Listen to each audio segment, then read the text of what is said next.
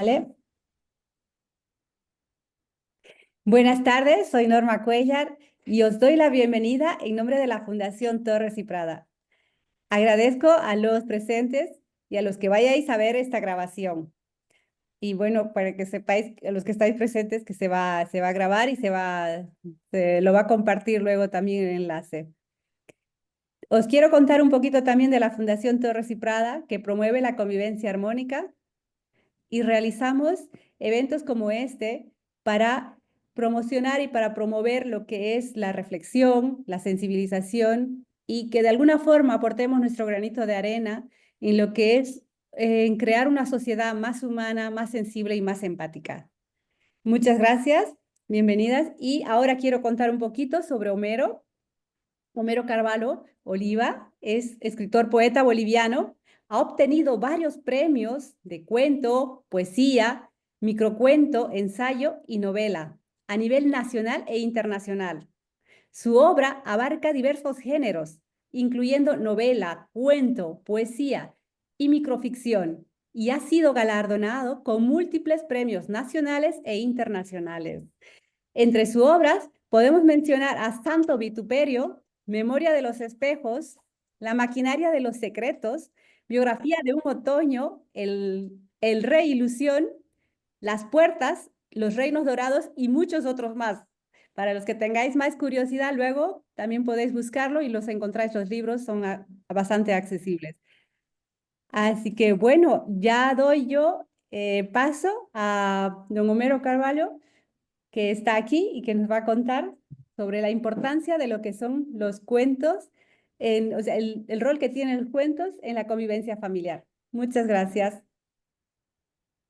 Bien, muchísimas gracias. Primero que nada, un saludo a todos los que están presentes de manera virtual y un agradecimiento a la Fundación Torres Prada por la invitación a este conversatorio virtual. Bien, el título es la convivencia familiar a través de los cuentos. Entonces, lo primero que tenemos que hacer es pues hablar de los cuentos, ¿no? Entonces, les voy a pedir que se imaginemos todos juntos que estamos hace miles de años atrás, alrededor de una fogata, ¿cierto? En, un, en una montaña, al interior de una caverna, o simplemente en una llanura, estamos conversando, ¿no? El nacimiento del idioma, y estamos escuchando a alguien que nos está contando una historia, nos está contando una anécdota del día, un cazador que está contando cómo fue la cacería de esos días.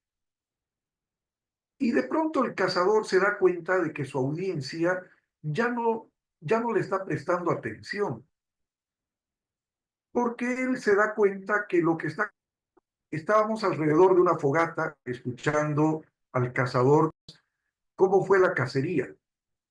Pero el cazador se da cuenta que la gente que lo está escuchando ya no le presta atención, porque lo que cuenta es lo mismo, ¿no? Y entonces de pronto una chispa se enciende en su mente y empieza a inventarse. De pronto el jabalí ya no es un jabalí pequeño, es un jabalí gigantesco. De pronto es un jabalí que mide 2 metros. Los colmillos ya no son pequeños, son gigantes, son grandes. Entonces inmediatamente la audiencia nuevamente le presta atención. El cazador recobra la atención de su audiencia al inventar y al aumentarle cosas a la historia que contaba todos los días. ¿Ya? Ese es el momento que nace el cuento como tal, el cuento como lo conocemos hoy en día. Es decir, nace de la imaginación, nace de la ficción. Y con el tiempo, fíjense ustedes, el cuento va a adquirir algunas características matemáticas. ¿En qué sentido matemáticas?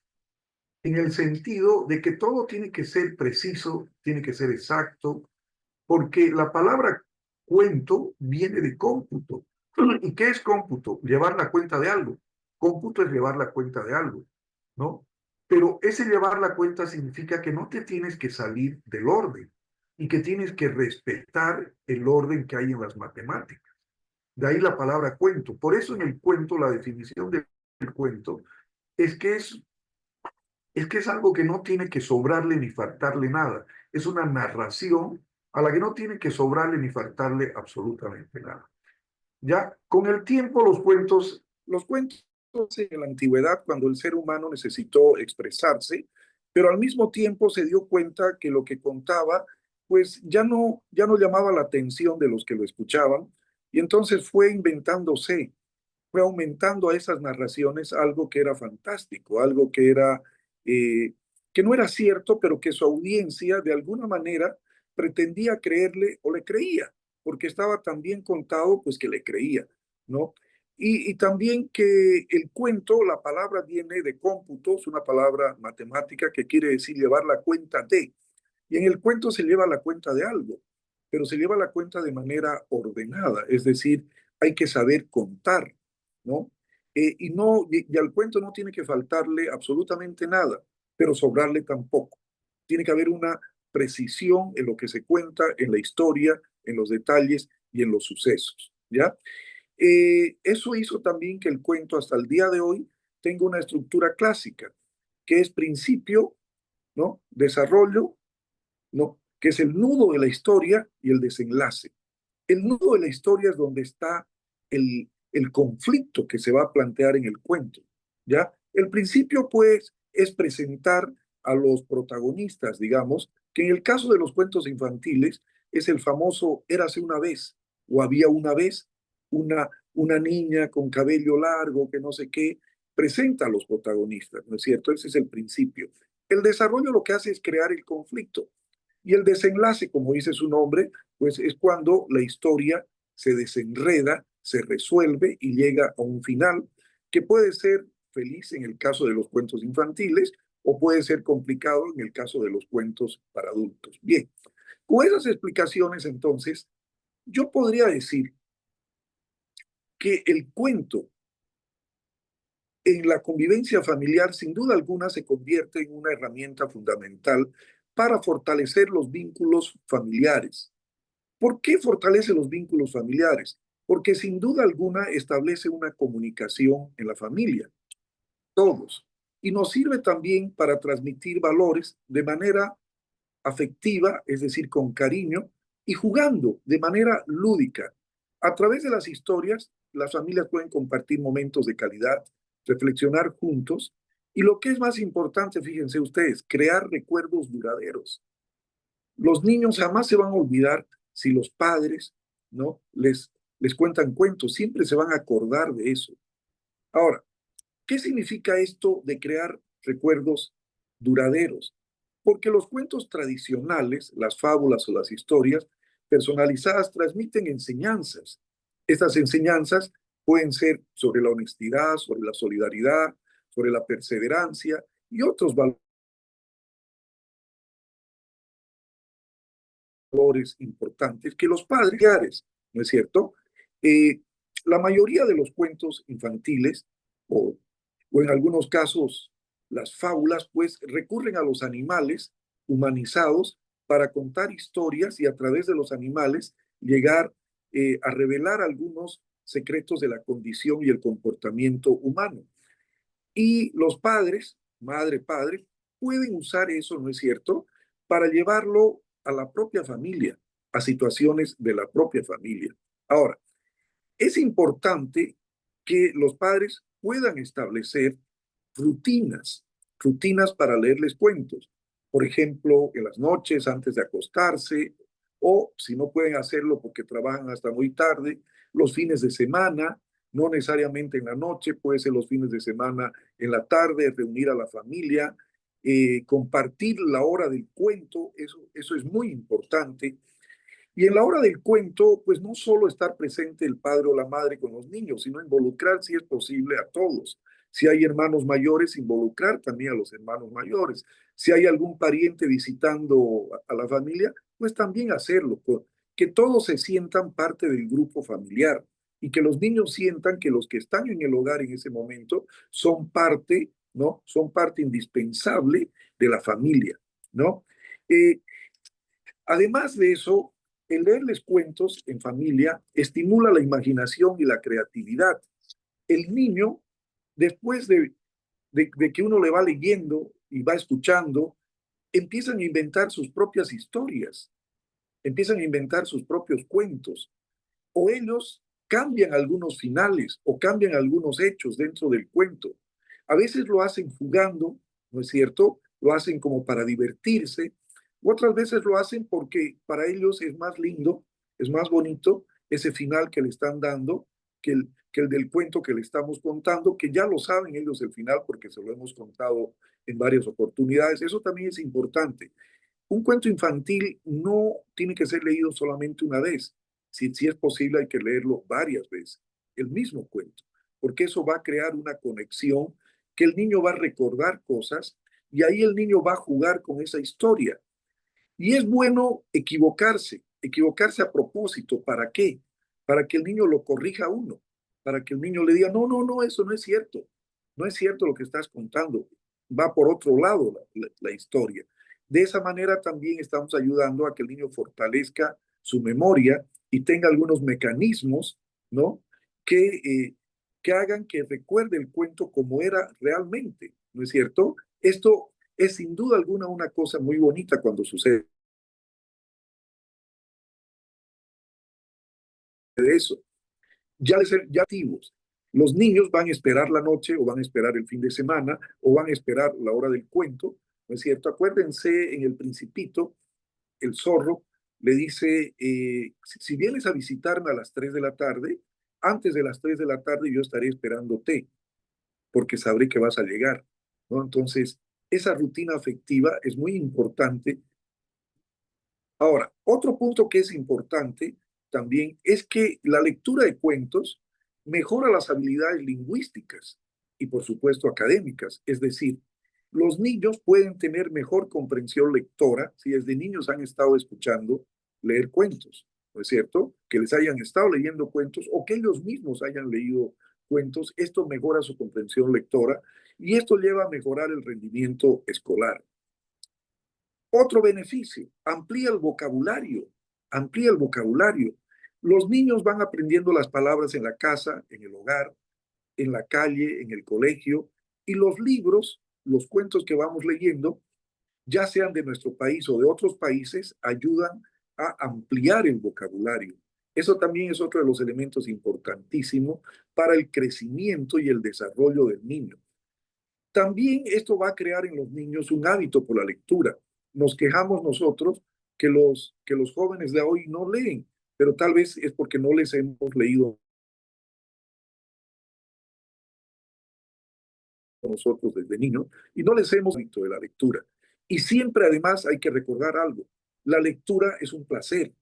Si los obligamos a leer, no van a disfrutar de la lectura. Hay que hacer que lean de manera que sientan placer al hacerlo. ¿Ya? Bien. En el caso de la cultura de cada país, los cuentos, además de los clásicos universales, si elegimos cuentos de cada país, estos cuentos van a servir para conocer las tradiciones y las leyendas de cada país. Y esto significa que ese niño o niña va a crecer orgulloso de su pasado cultural, de sus tradiciones, de sus costumbres, porque va a conocer los seres sobrenaturales, ¿no? Que hay en cada cultura de sus países, y esto los va a hacer orgullosos de su identidad, de la identidad nacional que tenga cada uno de ellos, ¿ya? Ahora bien, tenemos, digamos, dentro de los cuentos, tenemos los cuentos clásicos, que son los cuentos infantiles, fíjense ustedes, que algunos de ellos tienen más de 300 años. Y ustedes me dirán, pero ¿y por qué 300 años y todavía siguen en vigencia? Pues esa es la gran pregunta, porque quiere decir que son historias que a los niños les gustan. Ahora, ¿de dónde salen estos cuentos infantiles? Estos cuentos famosos de los hermanos Grimm o de Perrault o de otros. Pues salen de las leyendas de cada país, de las leyendas de Alemania, de las leyendas de Francia, otros salen de las leyendas de España, porque las leyendas, antes de que se conviertan en cuentos infantiles, tenían una función social. las sociedades tradicionales inventaban algunas leyendas para que les sirvieran como una especie de crear normas para ciertas cosas. Por ejemplo, en Latinoamérica hay la leyenda de la viudita, que es una mujer muy hermosa que se les aparece a los borrachos a la medianoche, ¿no? Pero cuando los borrachos son seducidos por esta mujer hermosa, pues resulta que la mujer hermosa se transforma en la muerte y se los lleva al infierno, ¿no? Eh, esta leyenda, ¿qué función social tiene? Pues la de evitar que los hombres salgan más allá de la medianoche de sus casas a emborracharse, ¿no es cierto? Y los cuentos infantiles también tienen esa función. Fíjense, vamos a analizar algunos de ellos. Por ejemplo, Caperucita Roja. ¿Cuáles serían los valores en este cuento, este clásico? Pues sería la obediencia, les está enseñando a los niños que tienen que obedecer a sus mayores, les está enseñando a los niños a escuchar los consejos también de sus mayores y a no alejarse de la casa, puede ser, porque puede ser peligroso, ¿no es cierto? Los tres cerditos va a enseñar el esfuerzo, va a enseñar la responsabilidad, como va a enseñar la previsión, lo importante que es prevenir en estos casos, ¿no? La construcción de una casa, por ejemplo, para posibles desastres o cuando se lo necesite. Este cuento, por ejemplo, permite a la familia hablar de la importancia de hacer las cosas bien desde el principio y además de ayudarse entre todos los hermanos o entre toda la familia o entre los vecinos. La Cenicienta, ¿qué nos va a enseñar? Nos va a enseñar la bondad, nos va a enseñar la paciencia, nos va a enseñar la justicia, pero también nos va a enseñar el comportamiento entre hermanos, ¿no es cierto? Nos va a mostrar que hay situaciones en las que no necesariamente la, la familia permanece unida, porque hay situaciones en las que alguien,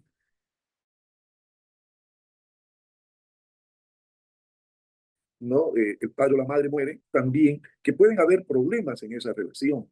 Y eso es importante que los niños sepan desde que son niños. El patito feo, ¿qué nos va a enseñar? La autoestima, la aceptación y el respeto a las diferencias. Y esto va a ayudar para que la familia hable, por ejemplo, del bullying, ¿no es cierto? Cuando es una persona diferente, ya sea por cuestiones físicas, de color o de discapacidad, ¿no es cierto? Va a ayudar a que hablemos de ese tema en familia. Hansel y Gretel nos va a hacer reflexionar respecto a la unidad familiar, nos va a hacer reflexionar respecto a la valentía y también a la astucia que puedan tener los niños en situaciones como la de Hansel y Gretel. Pinocho. Pinocho nos va a ayudar a la verdad, a la búsqueda de la verdad, a la responsabilidad y al aprendizaje de los errores. ¿No es cierto? Fíjense ustedes, yo uso Pinocho en mis clases de derecho. Cuando, cuando yo hablo de ética y moral y les digo que la moral es lo que nos enseña la sociedad, lo que es bueno y lo que es malo, les digo a mis estudiantes, ¿no?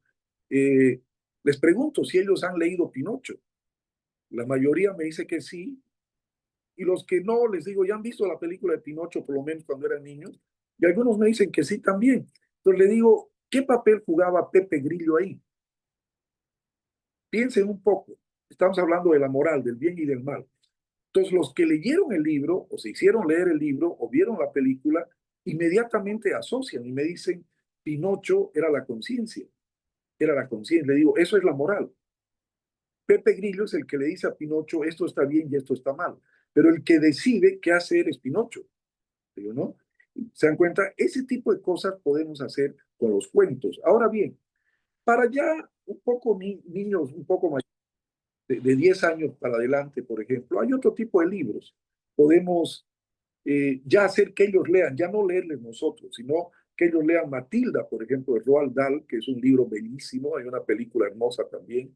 El Principito, por supuesto, yo creo que es un libro que todos los niños deberían leer, porque nos enseña muchísimos valores y nos enseña también a conocer las condiciones humanas. Cuando el príncipe va visitando los mundos, vamos conociendo los tipos de personas que también hay en el mundo. El rey, el general, el borracho, el, el que solo le interesa el trabajo, etcétera, etcétera, ¿no es cierto? Luego tenemos Harry Potter. Yo creo que Harry Potter es sin duda alguna un libro que también deben leer los niños. Momo de Michael Ende, de Rudyard Kipling hay varios cuentos, las fábulas de Sopo de Samaniego, y en fin, de todos aquellos autores nacionales que ustedes crean conveniente. Yo les he dicho algunos universales, pero por ejemplo en mi país tenemos magníficos autores de literatura infantil.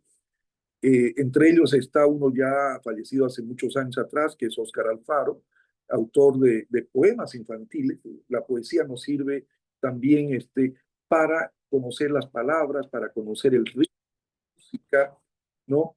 Y en fin, muchísimas cosas de esas, ¿no es cierto? Tenemos en la actualidad escritores de la talla de Gilla Talarico, de Isabel Mesa, de Angélica Guzmán. Algo que es importante, si ustedes quieren elegir títulos para determinadas edades, en las librerías, los libreros pueden ayudarlos con eso. Hay libros que tienen ya la franja de edad definida, es decir, este libro es para tal edad, este libro es hasta los 7 años, este libro es de 7 a 9, este es de 9 a 12 años, este es para... Eso es importante para ustedes, si es que no conocen ustedes los títulos que quieren para sus niños, pues háganse ayudar en las librerías, no hay ningún problema respecto de eso. Bien, para ir acabando entonces, sin duda alguna, los cuentos nos van a ayudar a fortalecer los lazos familiares, nos van a ayudar a crear recuerdos en la familia, nos van a ayudar a mejorar nuestro lenguaje, a mejorar la gramática, nos van a ayudar a la imaginación, a la creatividad. Fíjense ustedes, cuando a mí me preguntan qué hacer para que un niño o niña lea, yo le digo que hay que educar con el ejemplo. Es decir, uno tiene que leer para que lean. Ahora, esto no significa que en una casa tenga que haber una gran biblioteca, no, de ninguna manera, porque los libros tienen que ser como las frutas. ¿En qué sentido? Si en una casa hay frutas, el niño o niña en algún momento va a ver la fruta y se la va a comer. Y luego, y lo que uno tiene que hacer para que ese niño coma la fruta es no decirle, mira, esta naranja tiene vitamina C, este plátano tiene potasio. Pues a los chicos, ¿qué les interesa que la naranja tenga vitamina C o que el plátano tenga potasio? No les interesa para nada. El asunto es otro. Hay que decirles, si chupas esa naranja, vas a saber qué dulce es la naranja, ¿no es cierto? Si vas a, vas a poder saborear el jugo. El plátano parece un helado, parece una crema. Por ese lado hay que entrarles. ¿Te das cuenta? Por el lado de las sensaciones, de las percepciones, de lo rico, de lo lindo, de lo bonito, de lo agradable que puede ser una fruta y de lo agradable que puede ser una lectura. De cómo la lectura le puede abrir otros mundos, además de la televisión, además de los juegos electrónicos, de que a través de la lectura el niño puede encontrarse a sí mismo, ¿no? ¿Por qué? Porque esa relación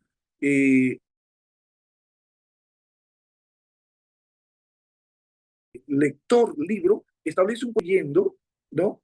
Y el autor. Y eso es muy importante, porque a través de los libros podemos dialogar con gente de todas partes del mundo, ¿no es cierto?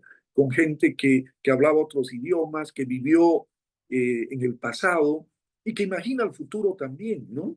Eso es lo lindo. Bien, quedo a disposición de ustedes por si tienen alguna pregunta, duda, aclaración para que iniciemos el diálogo. Muchas gracias, Homero. Muchísimas gracias. Y bueno, comenzamos con las preguntas, el debate, el diálogo.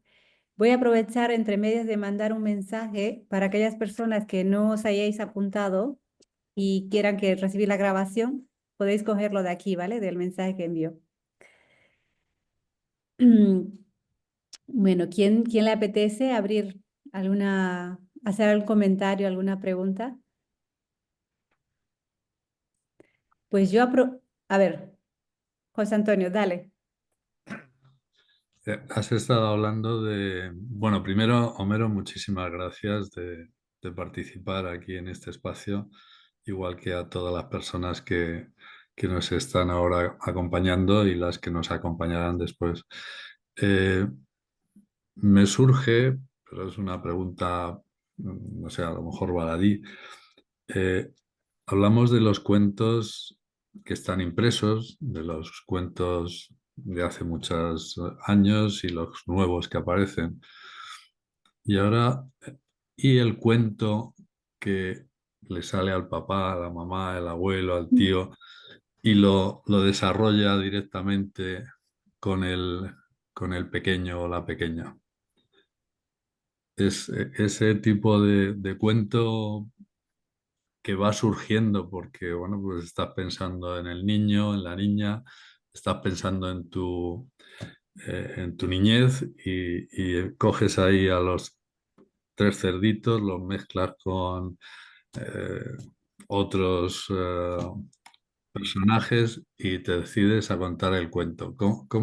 ¿Qué opinas sobre ese tipo de cuentos eh, de, del ámbito familiar, ¿no? De la persona que se convierte en autor, más bien en autor, ¿no? En fugaz contador de cuentos.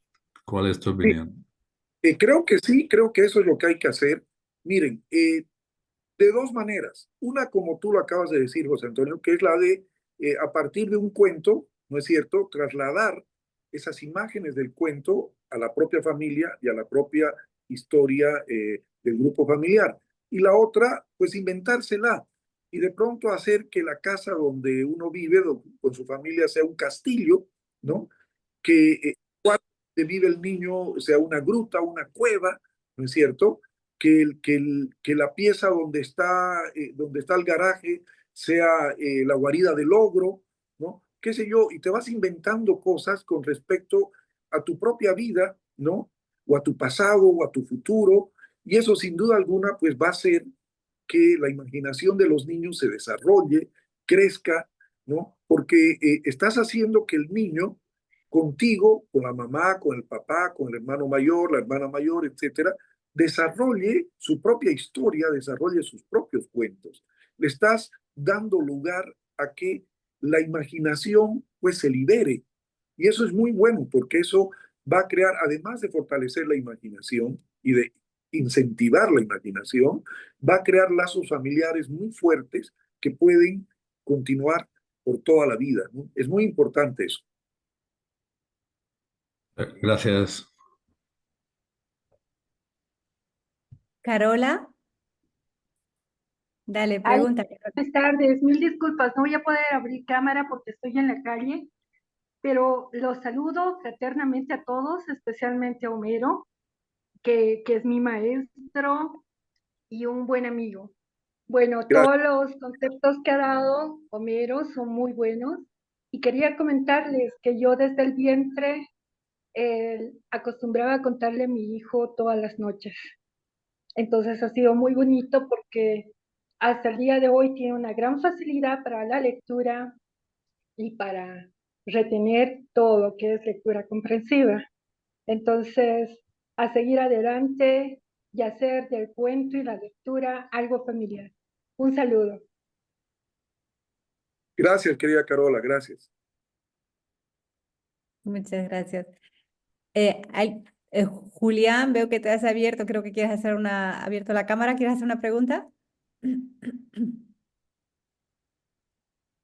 Simplemente dar las gracias, la verdad que es maravilloso, ¿eh? A Homero y bueno, es que tengo que atender ahora, no me queda más remedio, pero me quedaría. Ha sido un verdadero placer, ¿eh? Gracias, ¿eh?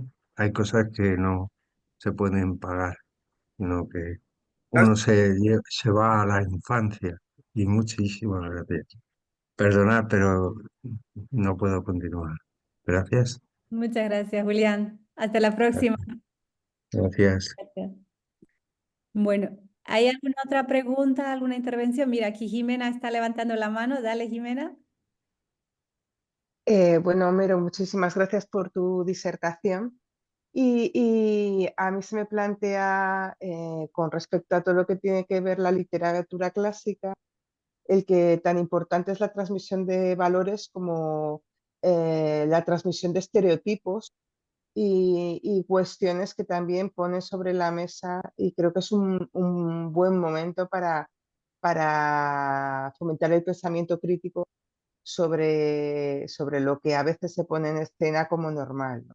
Desde a través de la literatura infantil, y creo que hay que tener una especial sensibilidad cuando se lee con ellos y abordar este tipo de cuestiones y no dejar pasar. Entonces simplemente era pues esa referencia, a lo mejor el lado no tan romántico ni tan ideal de la literatura en general y la infantil en concreto. Así que era solo eso. Muchas gracias. Gracias, Jimena. Muchas gracias. ¿Hay alguna pregunta, me parece, en los textos, en el chat? A ver. Dice, buenas tardes, yo confirmo lo de la fruta, pero a mis hijos de 12 y 14 años no consigo que encuentren disfrutar de la lectura. ¿Algún otro consejo? He entendido un poco de los comentarios que hizo la anterior persona, que no pude fijarme en el nombre porque se cortó. Sí, ella tiene razón. Efectivamente, los cuentos también, eh, pues lo que hacen es repetir estereotipos o crear estereotipos. Y por eso también hay una corriente en el mundo de cambiar eso, ¿no? Hablábamos con José Antonio ayer, creo, al respecto. Por ejemplo, hay cuentos que están transformando lo bueno en malo y lo malo en bueno, ¿no es cierto? Por ejemplo, las películas que tienen que ver con Rec, con el ogro, de pronto el ogro ya no es el ser malvado y perverso, de pronto es un ser, es un héroe, ¿cierto? Y pues se casa con una princesa que ya no quiere ser hermosa, sino que quiere ser ogra, ¿no es cierto? O maléfica, resulta que maléfica no había sido tan mala, había sido buena, y sin duda alguna esto sirve también para la discusión, para la reflexión. Hay que tomarlo en ese sentido, la familia tiene que tomarlo en ese sentido, que hay cuentos que nos deben servir no solamente como guía, sino para reflexionar con respecto a los estereotipos que se han venido manteniendo en el mundo. Es decir, la literatura tiene que servirnos para eso, para reflexionar absolutamente acerca de todo lo que está sucediendo en el mundo, y más con razón ahora que que hay como una revisión, digamos, de los cuentos clásicos, ¿no es cierto? Y se están generando pues otras historias a partir de esos cuentos clásicos. Muchas gracias, Homero. Talía está con la mano levantada, pero Talía, un momentito, por favor, que es que creo que Homero no escuchó esa. Aquí una participante pregunta, dice, yo confirmo lo de la fruta, pero a mis hijos de 12 y 14 años no consigo que encuentren disfrutar de la lectura. ¿Algún otro consejo, por favor? Dice, y luego pasamos a Talía, ¿vale? Pues que te vean leyendo, y otra, que te vean leyendo, porque si los obligas, lo van a hacer por obligación y luego no lo van a volver a hacer nunca más. La lectura tiene que ser un placer. Eh, la lectura, el verbo leer es el único verbo que no acepta imposiciones. Es como el verbo amar. Nadie te puede obligar a amar, nadie te puede obligar a leer. El placer por la lectura tiene que partir de uno mismo, ¿no? Son verbos que no aceptan el modo impositivo.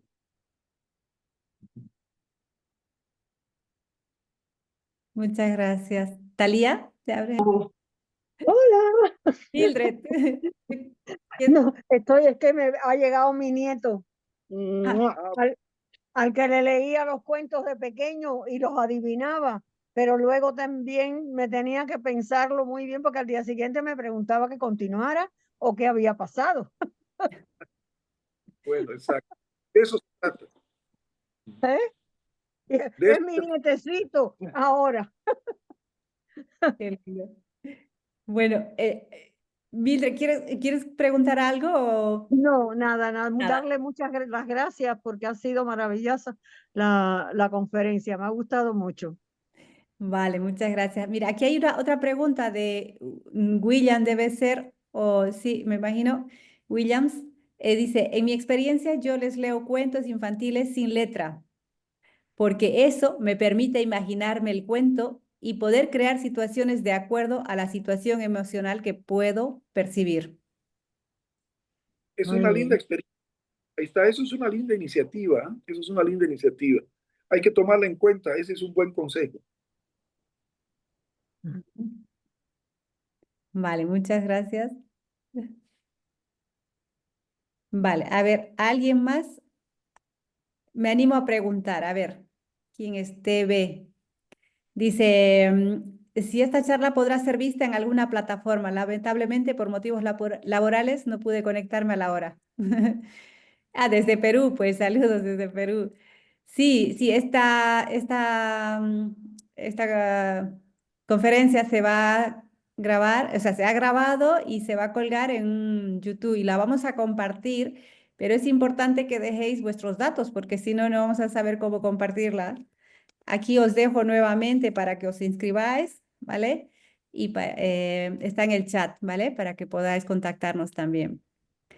¿Hay alguna pregunta, algún comentario?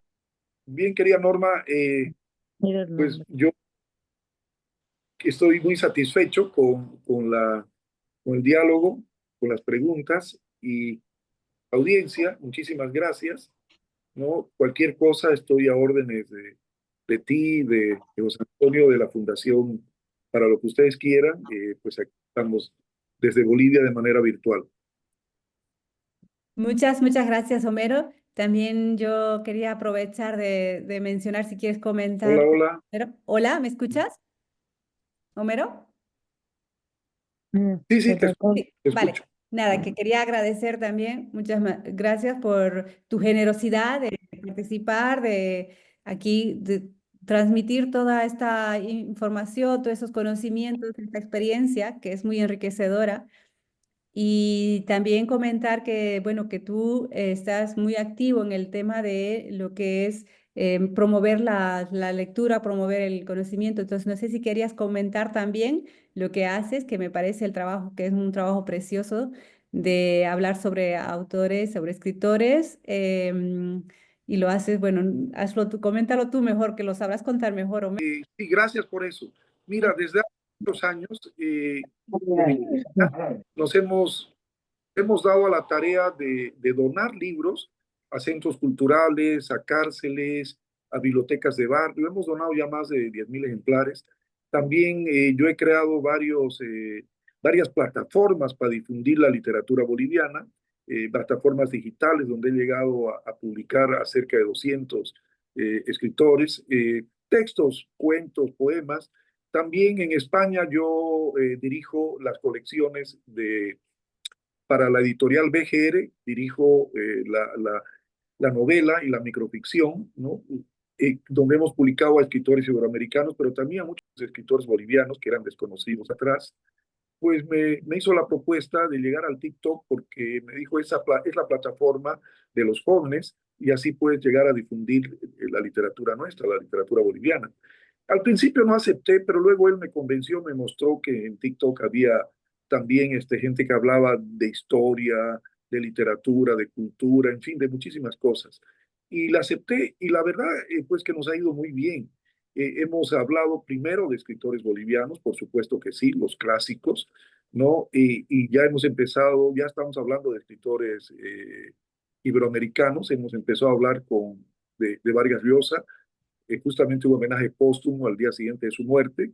Juan Rulfo, mañana vamos a grabar de Alejandra Pizarnik. Y fíjense que ya hemos sobrepasado las 300.000 vistas, ¿no? Es decir, eso es algo que a mí me ha sorprendido. Entonces los invito a que entren a mi canal oficial, que es Homero Carvalho Oficial, así se llama, Homero Carvalho Oficial en TikTok, y van a conocer escritores, también escritores de todo el mundo, ¿no?